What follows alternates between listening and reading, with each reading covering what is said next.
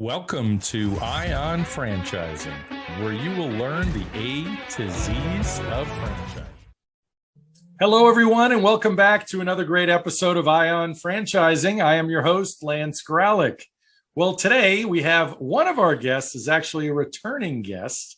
He's already a veteran of Ion Franchising, the podcast, and that is my friend Joel Lazarovitz. I always have a difficult time with Joel's name, but I love the guy. And then joining Joel to discuss Little Kitchen Academy, the brand today, is an area rep. This gentleman has committed heavily to bringing Little Kitchen Academy to the state of Texas. Welcome, my new friend, Bill Duffy. Awesome. Thanks so much for having us. Thanks for having us, Lance. You're welcome, gentlemen. All right, so let's start off, Bill. Let's hear the backstory.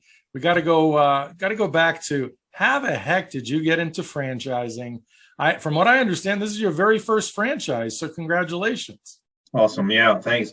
Very first franchise, but not my first rodeo in terms of multi-unit restaurant, retail, hospitality. I've spent my entire career as kind of an ops guy. I've run franchises for other people. I've been on the franchisor side, and I've been on the company-owned side. Through a lot of really strong, fun brands, including some that I'm sure you're aware of, including Tower Records, one of the funnest brands that anyone can imagine, Coffee Bean and Tea Leaf. I've been in the trampoline park industry with Sky Zone and a few other stops along the way. And the one piece that's strong with this, Lance, is, if you, by hearing those, you probably can think of it this way. Each of those brands is a place where people on both sides of the counter really want to be there, right?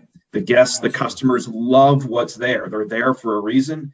And quite frankly, the kids working behind the counter, or anyone working behind the counter loves to be there too. So I've been fortunate about that. And Little Kitchen Academy is literally the same thing. I love it. Yeah. In fact, one of my friends owns Coffee Bean and Tea Leaf for Nevada. So there you go. Mm-hmm. Small world.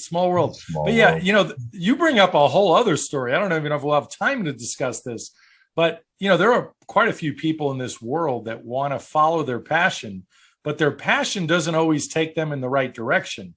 You see it often. Mr. Wonderful on Shark Tank talks about, well, that sounds great, but that's a hobby. That's not a business. So clearly you're a smart guy and you've been there. So what got you excited about Little Kitchen Academy? Yeah, very much just that. It was I'm at a point in my career where like many of us, I've been there, I've done that. I've done a lot of things that I'm very, very proud of. And now I'm at a place where can I do something that's completely head and heart?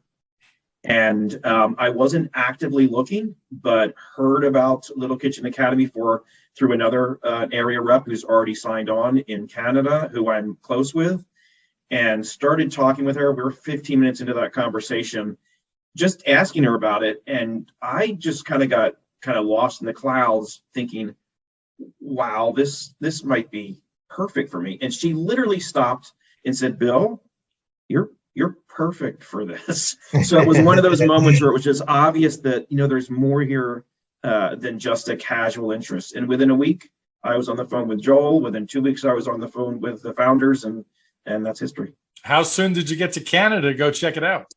That did take me about 4 or 5 months, though I did end up in LA relatively quickly to see the first US location based in LA.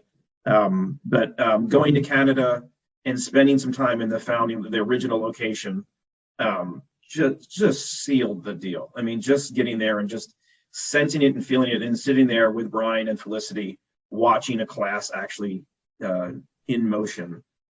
Just every little piece of I just needed to connect a few more threads, and it did it in spades. I was just, this is it. I get it. I'm here. I'm in.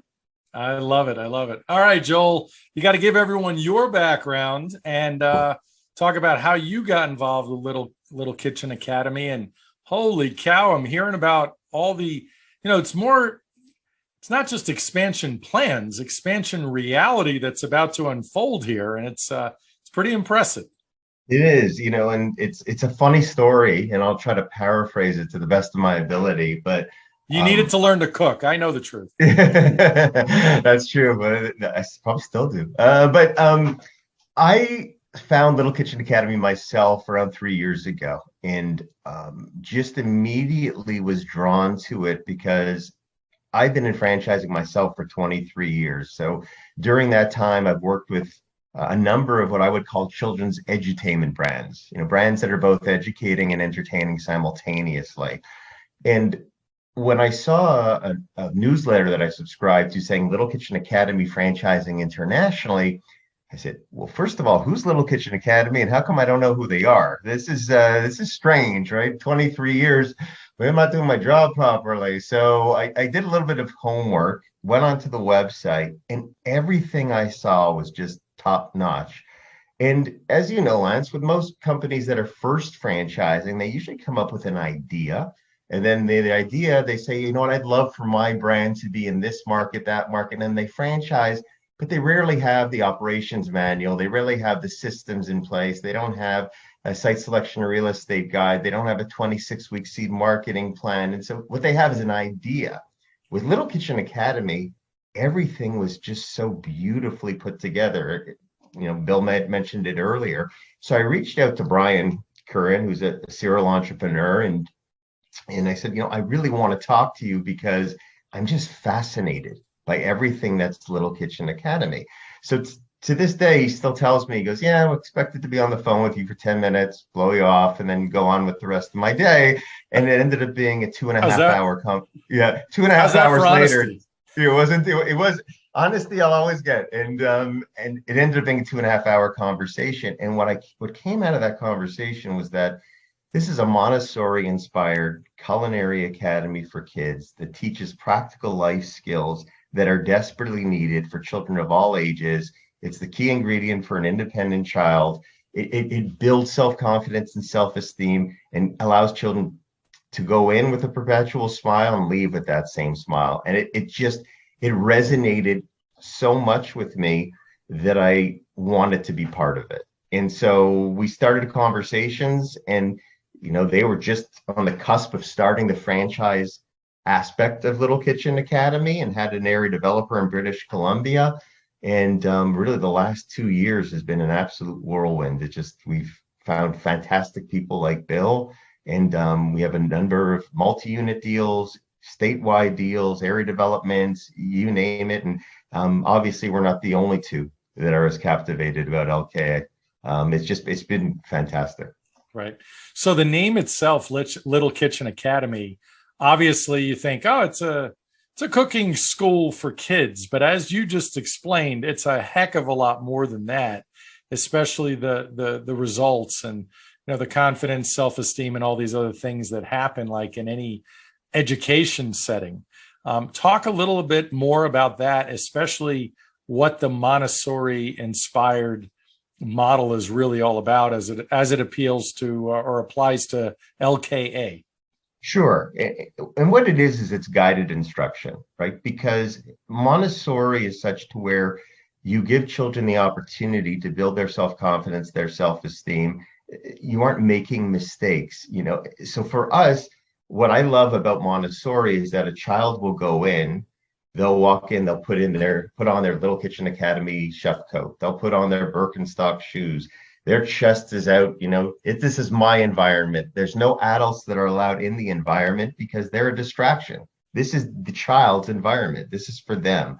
And so when they come in, if they're leaving our programs saying, oh, Mom, Dad, I'm going to make dinner tonight. This is a 5-year-old, remember, I'm going to clean up the entire kitchen. So Montessori really, it instills that self-confidence and that allows you to want to do so much more because you're building that self-confidence and self-esteem. You're not having someone hovering over your right or left shoulder scolding you. That's not Little Kitchen. Little Kitchen is about learning practical life skills, making food from scratch to consumption, sitting at our community table that's made out of 33,000 recycled chopsticks that promotes sustainability. It's on brand. It's a message to children that you can do anything. That's really what it is. So it's so much more than. It's funny, you said it earlier, Lance. it's not just a cooking school. And the people that get who we are realize immediately a cooking school is the last thing we are. Yeah. Honestly. So yeah, and that's so important because any franchisee, and Bill, this is heading over to you in a second. Any franchisee, when people talk to me about, well, how do I know if I have the right franchise? And I always tell them, I said, you'll know. It's like in a way when you got married. Well, hopefully that was successful, but the idea is you have to have the right partner. And in most cases, as people go through the franchise process, you figured out. So Bill, like, what was your first clue with all of your experience? What was your first clue in the process with Little Kitchen Academy and Joel walking you through the process when you're like, because you had to have some skepticism in the beginning. Like, is this really for me? Yeah. So one thing to say that will lead into that is just to finalize what Joel said is the way I've been describing it to other people who I'm talking to, whether it's my partners or other people who are like, what is this? Is they jump right onto the cooking aspect of it. And I say, you know what? Cooking is just the vehicle, right? This is all about that child development, the kid development kind of thing. So yeah, I think one of the things that and this may come as a shock to some people who are getting into franchising is when Joel and I first started talking, and then I started talking to Brian as well, one of the things that struck me that I liked to hear, even though Joel probably was shocked that I liked to hear it, was how much I asked them questions like, well, can I do this? And the answer was, no, you can't. And I want to try this. Well, I want to add this. No, you can't.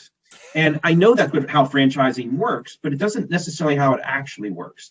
The point is this young of a brand who understands who they are and what's extremely important to them, they needed to understand that I was the right person who's not going to come in and say, I want to do it my way. And quite frankly, I was sort of looking for someone who was going to stand up for that, because I've been in the opposite situation where the franchisees run wild, for lack of a better word, and it Right. kills the brand.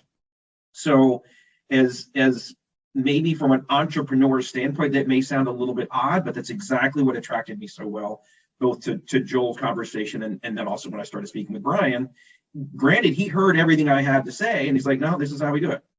Yep. And again, in hindsight, I find that fantastic. And it makes me proud of what that brand is. And I've just joined, and I'm proud of what the brand is.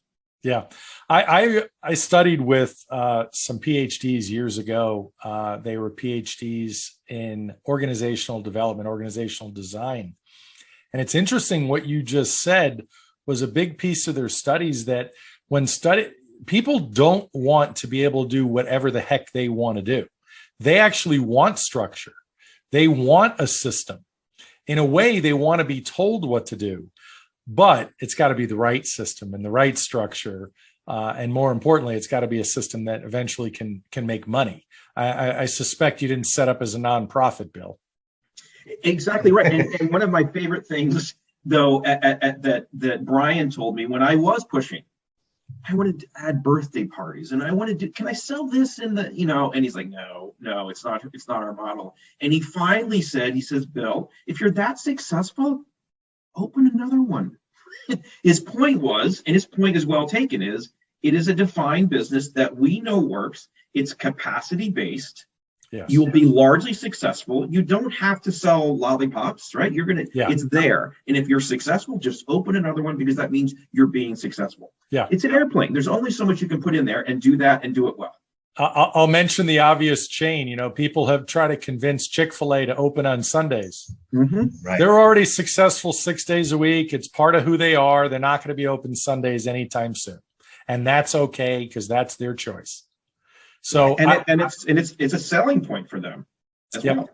No, I love that. So Bill, tell us more though, in this process. Tell us your exact plan now. You signed the agreement when? Just 3 or 4 weeks ago. We just signed. And your first location is going to open where and when, roughly? Yep. So I'll be in Austin is where I'm based. So I'll be building out Austin. I'm signed up for 5 locations minimum to build out myself. But we're also going to start sub-franchising right away with Joel's help. So I expect that my first location will open, if not late in 2022, early in 2023. And, Joel and I firmly believe that we'll start having potential subs here very soon. And my guess is we'll see them opening in mid 2023. And again, if you know anything about, the state of Texas, you've got some massive markets here. We've got Houston, DFW, San Antonio, and Austin. So we can be doing some of that simultaneously. Yeah, I was just there for my niece's wedding and landed in San Antonio and went to Canyon Lake, the hill country. There you go. So Joel, explain a little bit what Bill's talking about when it comes to the area rep model for Little Kitchen Academy. Sounds a little bit like a master franchise type deal as well. It is, in fairness, Bill is one of our 2 area reps. And, when we find people that are of his ilk and quality, we're more open to the area rep model. Our preference has always been to do an area development, which is more, we find someone who's going to be open. Like we had a partner in Colorado who bought the rights to the entire state, and they're going to be opening up 20 units. Why? Because that protects our bandwidth and we can give the absolute best of ourselves, to our partner. In the case with Bill, we're going to be working very closely hand in hand, because as he opens his locations in Austin, we're going to get more brand impressions. We're going to get more eyeballs. You're going to have more people that are like, what's Little Kitchen Academy? So the goal is for us is to find multi-unit partners in Houston, in San Antonio, in the DFW that are going to open up a large number of locations. We typically will not enter a partnership unless someone's going to open a minimum of 3. And we do that purposely because of the bandwidth and because we want to give the very best of ourselves to our partners. So we're not as interested in having 75 single unit operators in the state of Texas. Our preference is to deal with strong people who have a passion for the brand, who believe in our mission, are like-minded, and then they can open up multiple locations across, cities that can obviously support, Little Kitchen Academy. So that's the typical, and you asked about master franchising. It's, for all intents and purposes, Bill and I are going to be pre-qualifying people to make sure they're of the utmost quality and they bring a certain skill set to the brand. And of course, we're going to end up looking for more Bill Duffys, ideally, in Texas. The 3 unit that you said, the minimum, it's a great strategy, because with your concept, you really want to create that community, and you can do it with 1, but it's easier when you have 3 units in a certain geographic area.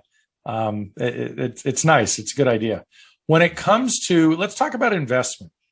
Okay. What is the FDD showing for investment, Joel? Roughly low and high, and then we'll see how Bill's doing with that in Texas. So I would share with you that, within our FDD, you're going to have a range, and it usually tops out just over, $600,000. We found that thus far, the majority of the people are coming in that 450 to 500 range. And that's including build out costs, franchise fee. But I would say that's where we're looking at with, leasehold improvements, build out. That's the real part of the investment, right? Once you separate the franchise fee, it's really getting that 1,500 square foot location, which is typical for us. And all those costs together will usually come in around between that 400,000 to 500,000. Now, we've had more when you open in certain areas that have very affluent pockets. Los Angeles, for example, you have a location coming. Well, since you mentioned it, you have the Century City location, which of course is, Beverly Hills, and that's open. It'll be a year in August. And so, in a situation like that, it costs like a little bit more, and that's when we actually run corporately, because it's a fantastic showpiece for us. There's so many visitors to that area. It's a tremendous mall. But again, I wouldn't say that's our typical storefront. For us, we usually look for an area that has, other children's education franchises, maybe a pediatric dentist's office, a pediatric doctor's office. It could be a mathnasium or a Kumon, somewhere where parents are comfortable bringing their children, where you don't have to spend some ridiculous amount, per square foot, because ultimately the kids are going to be there for 3 hours. So the parent's not sitting they're waiting for their child. They're not allowed in anyways. It's the child's environment. And if we're doing school partnerships, they're being dropped off, brought right to the venue, and they're there for 3 hours at a time. So that works better for us. Great. So Bill, I guess you're lucky. You're not in Los Angeles. You're in Texas doing construction. A little bit better for you?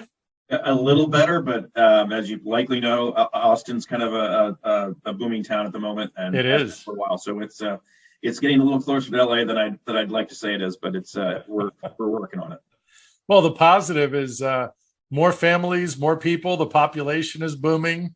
Oh, there's all the right signs are for this to really take off in Austin, and similar to what Joel has said, I've already sort of mapped out where the first handful of locations could and should go based on trying to bring a central location, sort of like Century City, because this is not it's not a chicken finger place. You can open it. You can if you have this new chicken finger place, you go into suburbs, you're fine.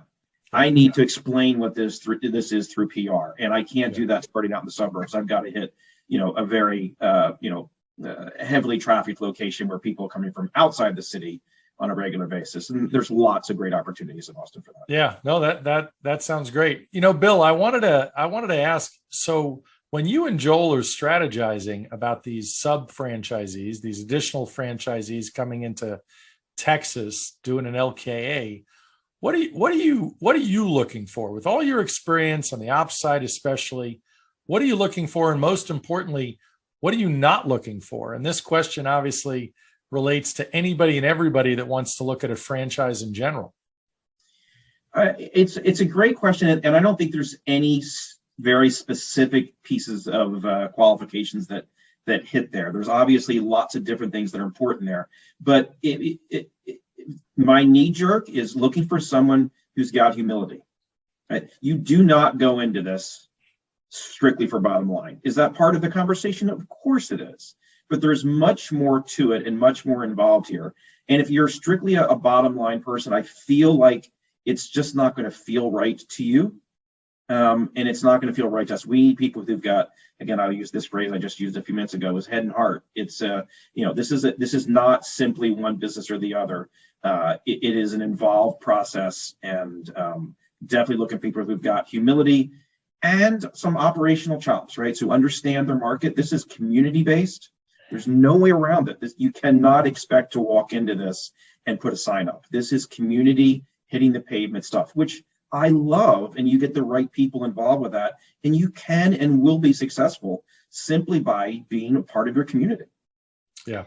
And obviously you're looking for owner-operators in this, especially to prove that they can operate one of these, and then maybe they can put some people in place afterwards, right? I mean, exactly.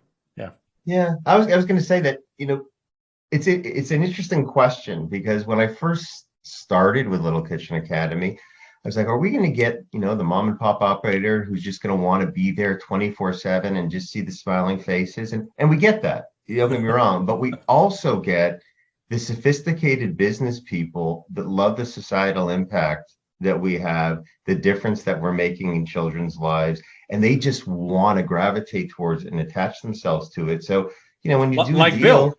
Yeah, well, honestly, yes. And so when you do a deal with someone like Bill, who's going to not only open 5, but also, we need to be like-minded. And that's what we always use the term like-minded, Lance, because Felicity will come to me and she'll say, Joel, don't bring on someone who I'm not going to be comfortable sitting across our community table with, not having dinner with. I need to be comfortable with the people that you're bringing to me. So for us, we're getting those sophisticated business people also that love the unit economics, love the potential of, everything we stand for. And they're signing up for multiple units because of who we are and because they're like-minded to our beliefs. So it's flattering, I would say. It's probably the right word to find those types of people. But thus far, in such a short period of time, it's been amazing to find, the Bills, the Carolines who introduced Bill to us.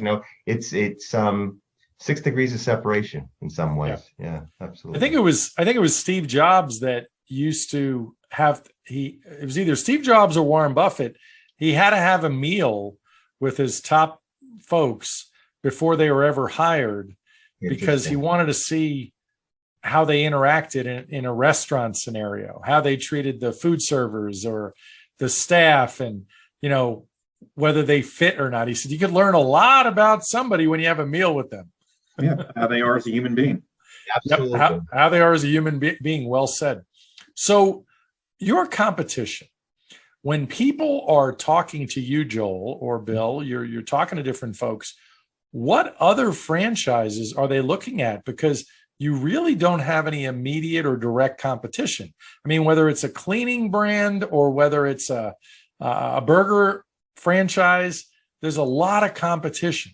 I can't think of much, if any, competition, unless it's just, like you said, Mathnasium or another kids quality franchise.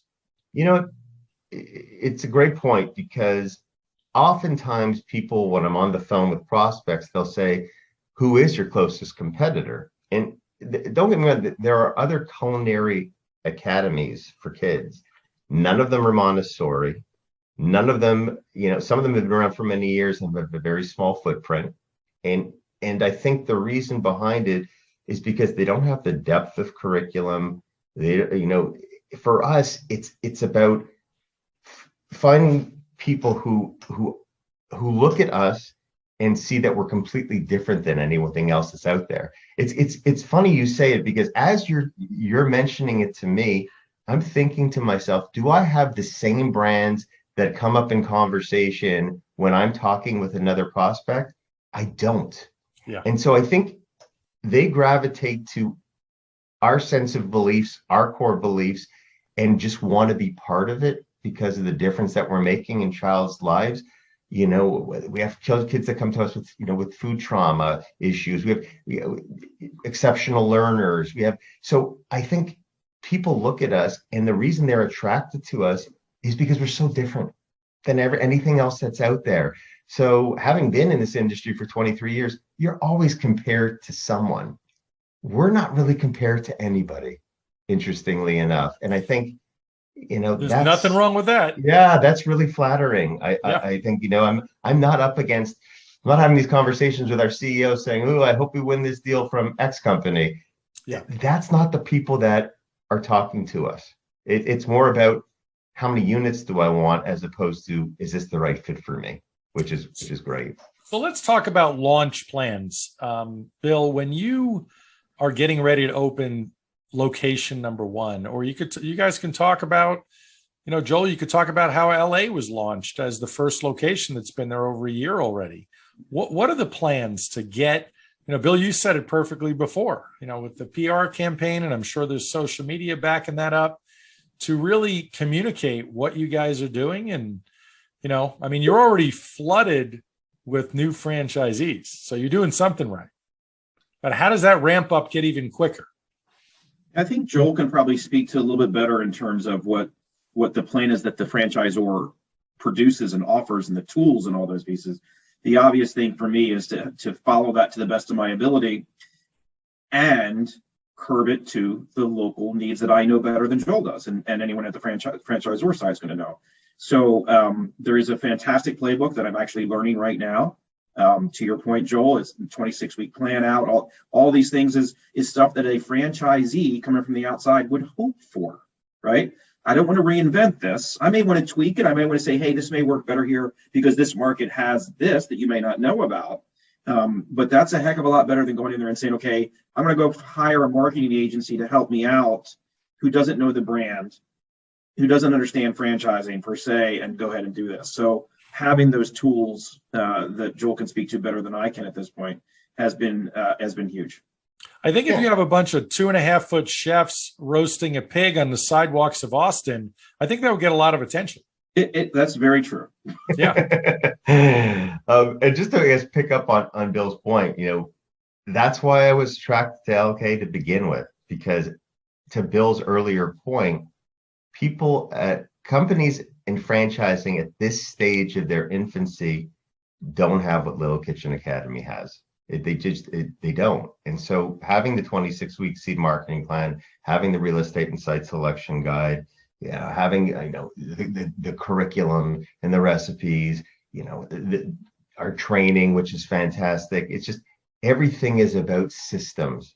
And I think there's a lot of franchisors that are very happy they have a good idea.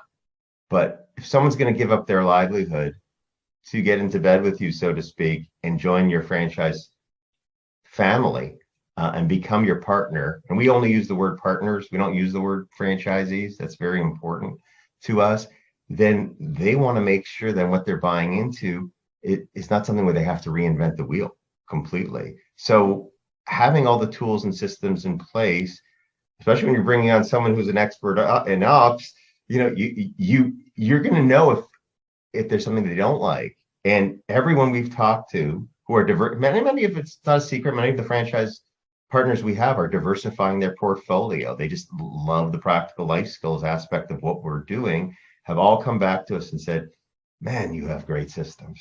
The systems are great. And that's flattering when you've been dealing with people that have 20 plus years experience or made investments into other brands that are, 7-figure investments, but at the same time are saying our systems are better than anything they've seen. So that's pretty awesome, to be honest. So, both of you talked a little bit about the process for new franchisees, prospective franchisees.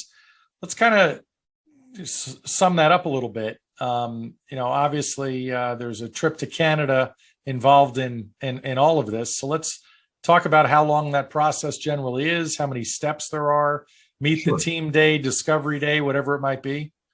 So the first thing they do is they actually go to our website and they fill out what we call a recipe card, which is pretty unique. And what we're looking for is there's probably what I would call 5 to 7 pre-qualifiers, of which they need to have at least 3 or 4 of them, And so once they fill that out, that goes directly to me.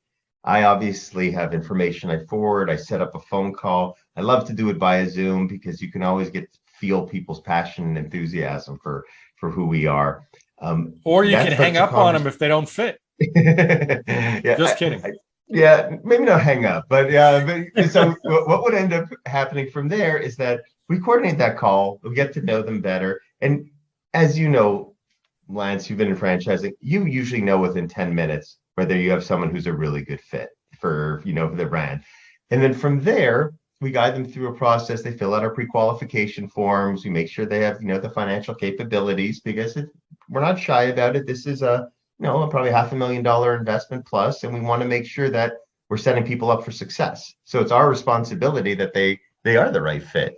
From there, everything goes well. I introduce them to Brian and Felicity fairly early on, so we can get a good feel for whether they feel they're a good fit for us. And then, of course, it's deciding which geography they're interested in, which areas, making sure we're offering franchises there. And then at the same time, then eventually having them come to Vancouver, where they get to see a couple of academies, meet our entire team, come to the LKA Nest, which is, our offices, and really just get to understand who we are, our culture, and what our brand is all about. And it all comes back to the people. For us, it's all about, and if they go through this entire process, they've identified, we ask them to do due diligence. We send them like a 15 to 20 page pamphlet, which Bill will attest to, of asking them to do a wealth of information. And I have sometimes people who come back and go, geez, you want my firstborn before I can join your, but at the same time, yes, we kind of do, because we want to make sure that we're both walking into a situation where it's going to be mutually beneficial, mutually successful, and that you've done your homework to prove that you want to be part of our family, So we got. So it's a hazing process. It's a what? It's a hazing process. Something like that, without getting in trouble. Yeah. I'm just kidding. But it works. It works, and the people. It's funny. I just want to add one other thing. Everyone who starts this due diligence with us is like, oh, the due diligence. And then when they're finished the due diligence, like, oh, the due diligence, I learned so much more about my community that I never knew. So it's pivotal to their to the relationship, and for them proving that they want to do the necessary homework to be able to place their academies in the appropriate positions. Yeah. As well. Joel, I'm glad you made those points. There are so many people who think that you get on a call with a franchise brand and they slide your credit card to authorize a transaction of some kind. the reality is it's a two-way street. You have to decide whether you even like each other in the first place. And you bring up a great point. The more work you make them do, the more they have to earn it and show not only that they're committed more than interested, but that they've done their homework. Because the worst thing, people always ask me all the time, why do franchisees fail? Well, they generally pick the wrong franchise for them. Doesn't mean the franchise is bad. It's a mismatch. And in a lot of cases, maybe the franchisor didn't ask the right questions. And if they did ask the questions you asked, the franchisee might eliminate themselves from the process early on to say, you know what, this might not be for me. Lance, the statement that I use, and Joel has not heard me say this, but when he sent me over this due diligence plan, first of all, I like it. I think it's fun stuff to do. It's important, but it might as well be entitled, "Is franchising Little Kitchen Academy for me?" Because it helps you make the decision. Up to your point, am I making the right decision? Oh, this is a little more complicated. Oh my, wow, this is a lot more complicated than I even thought about. And that's without having Joel or someone make it feel like they're condescending to you. It's like, you take a look at this and tell me if this. So it's kind of like, is franchising for me? Is literally what it could be called. I love that summary. That's fantastic. Yeah. So the last step. So they're going to Canada or Vancouver. They're coming to Canada. We always want them to come to Vancouver because that's our parent location, number one, in Point Grey. But number two, our entire team's there. So for us, we make all these decisions collectively. Is there anything that stands out, about this particular candidate that you're concerned about, or is there any reason you feel they're not a good fit? We have a small but robust team, and when we're big believers in everyone having input and allowing people to meet with our candidates. So once they do that, they usually go back home.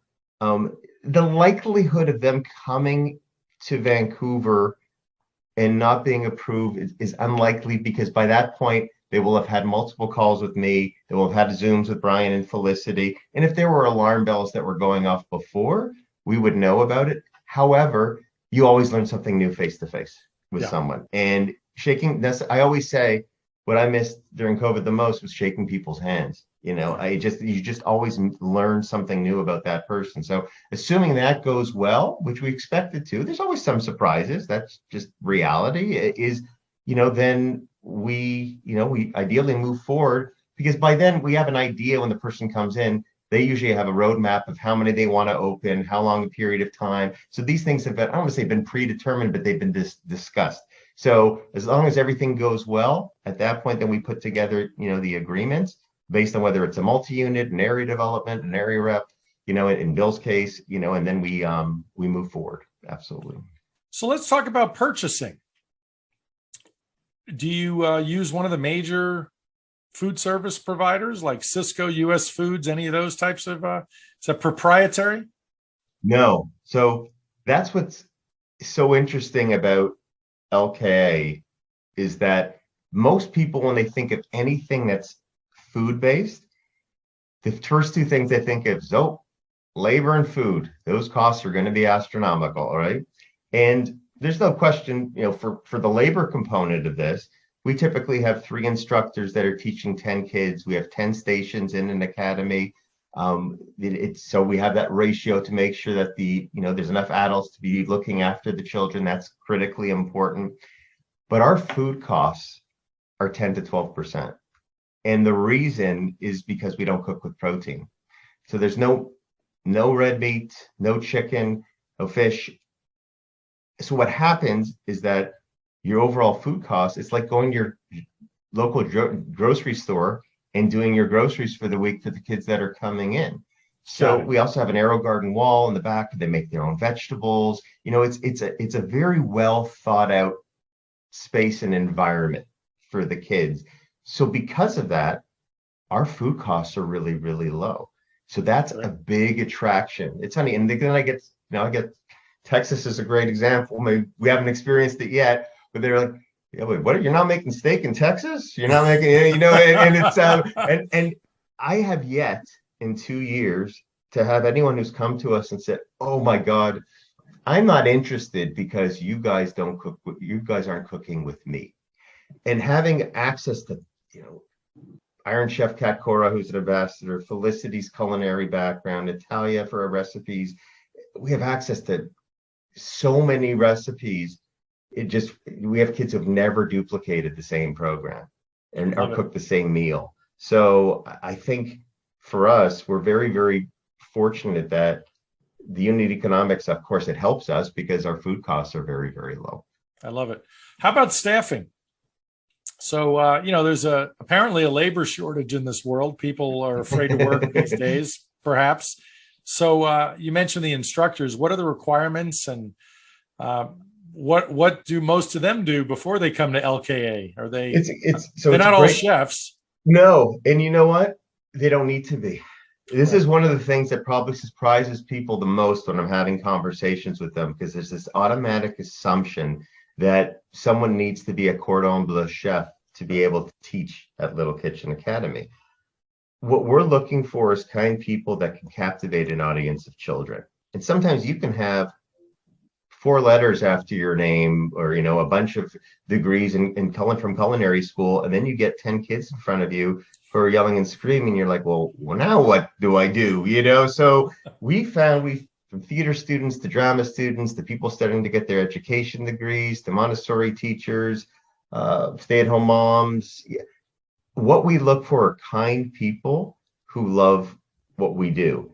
And what's interesting about Little Kitchen compared to a lot of the other service-based businesses is we've had people that have been with us forever. And I think it's because we're a particular niche where we haven't had, knock on wood, the same challenges that a lot of the other service-based businesses had. I've heard the same stories that you've heard about trying to find busboys in California for $25 an hour, and you can't find anybody. Yeah. But yet for Little Kitchen Academy, we're paying a very competitive wage. And maybe it's because, I know it's because they love the environment, but it's also because they're 3-hour blocks. So, they stay with us for 6 hours.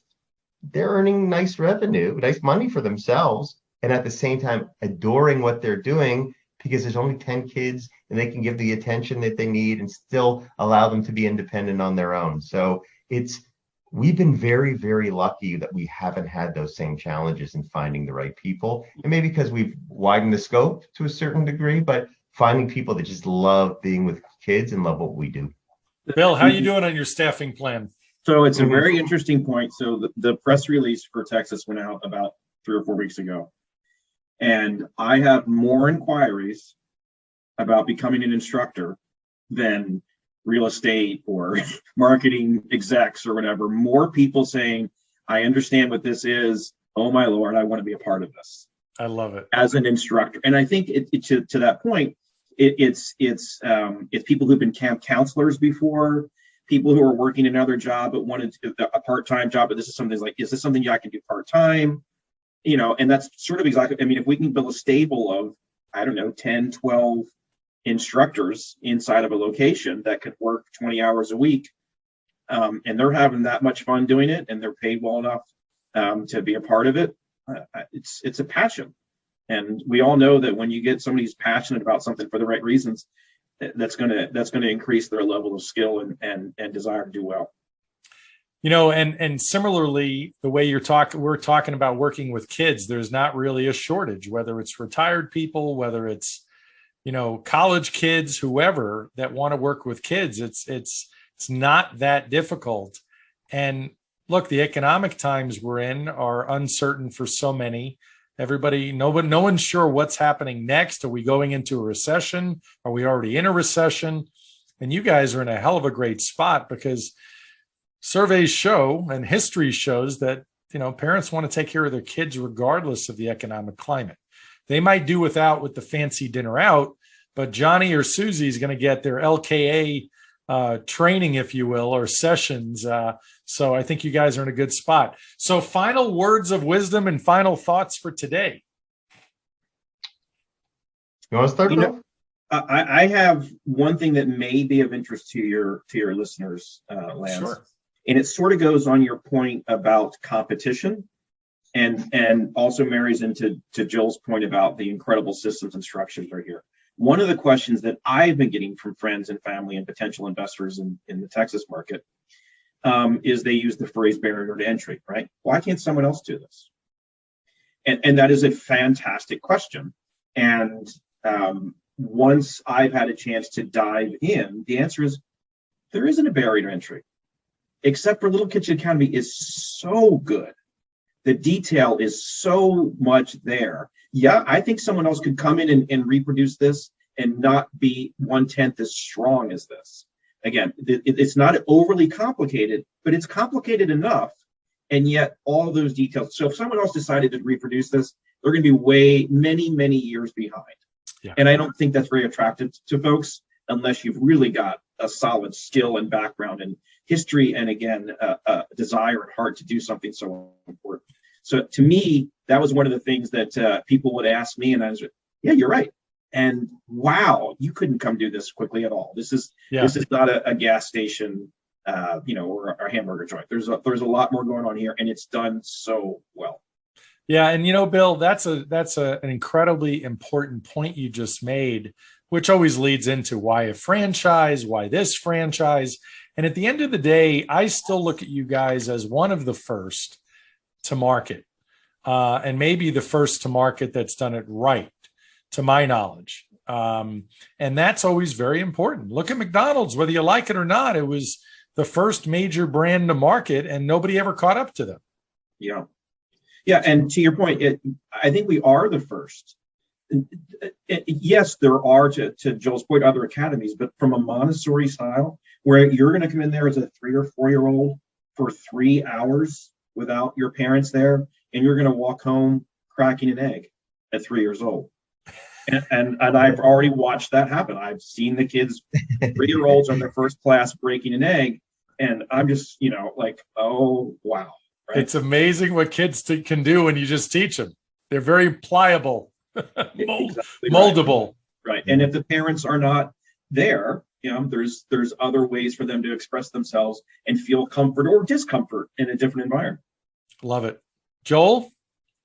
Really, on my end, yeah, I want people to really understand that where we're going. And I think that's to be, the global leader in teaching practical life skills to kids, helping them make healthy eating choices, helping them understand that there's so much that they're capable of if just given the opportunity. And so you look on the Food Network, it's not a secret now, like food shows, everyone loves food shows, and everyone, but in the past, the idea of becoming a chef, or maybe the idea of, following a non-traditional, you're not going to be an engineer, you're not going to be a lawyer, you're not going to be a doctor. It's amazing what Little Kitchen Academy does for kids and the gift that it offers them. So, for anyone who's interested or who wants to inquire, is curious about what's available in their market, you just have to go to our website. There's so many fantastic videes about what we do. Or you reach out to me, no problem. Yeah. There's so many fantastic videos. And I think, for me, I'm just appreciative of the opportunity you gave Bill and I just to share a little bit more about our passion for Little You guys Kitchen are Academy. awesome. Little Kitchen Academy is awesome. Thank you both so much for being here, Bill and Joel, and look forward to, seeing what it's like in the kitchen at Little Kitchen Academy, if I'm allowed. I mean, I know I'm a little tall, but love to come check it out soon enough. Absolutely. Always welcome. Thanks, gentlemen. Have a great day. Thanks, Lance. Bye-bye.